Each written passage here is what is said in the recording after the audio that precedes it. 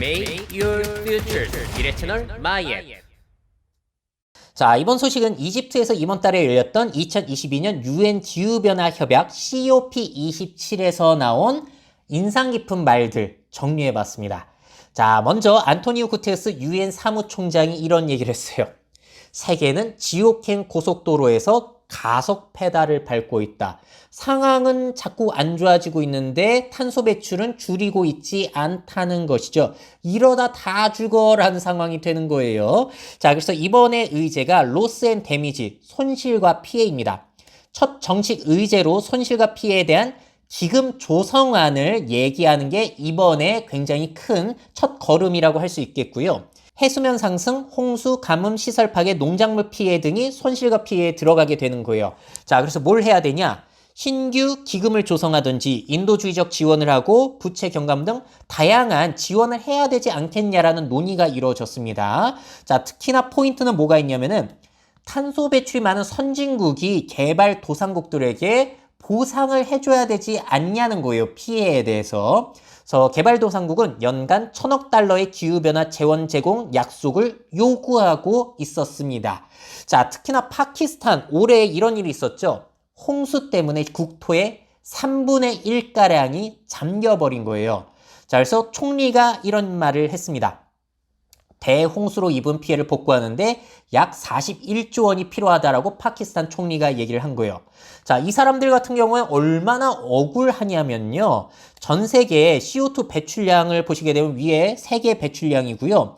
대부분의 배출은 뭐 중국이라든지 미국 상위 20개 국가에서 80%를 배출하고 있거든요. 정작 파키스탄 같은 경우에는 세계 배출량 중에서 전체의 1% 미만밖에 배출을 안 하고 있는 거예요. 얼마나 억울하겠습니까?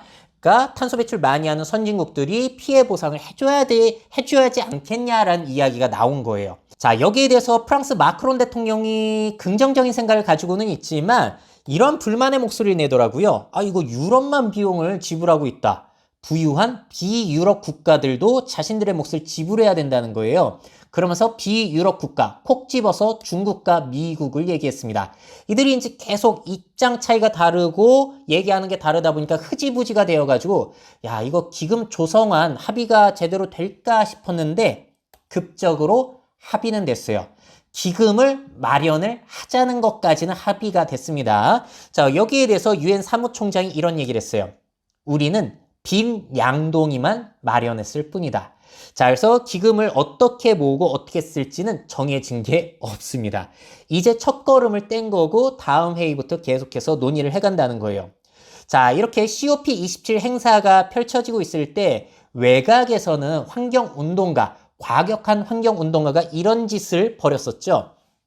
명화에 페인트를 붓고, 자, 그리고 명화에다가 내 손을 본드로 붙여가지고 메시지를 전달하고 유물에도 저렇게 케첩을 붓는다든지 이런 행위를 일부 사람들이 과격하게 하는 거예요.